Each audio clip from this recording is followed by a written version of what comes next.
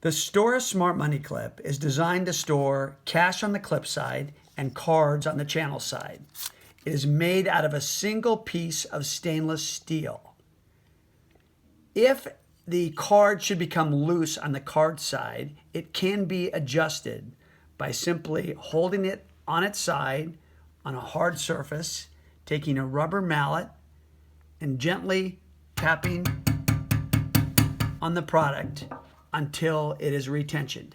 If you do not have a rubber mallet, you can take a cloth and a traditional hammer and do the precise same thing.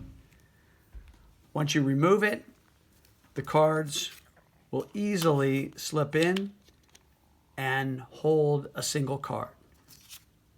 If you need to retension the clip side, it can easily be retensioned by putting it clip side up on a hard surface, taking the butt of your hand and pushing down as hard as necessary to retension the clip side so it will hold a single bill once again.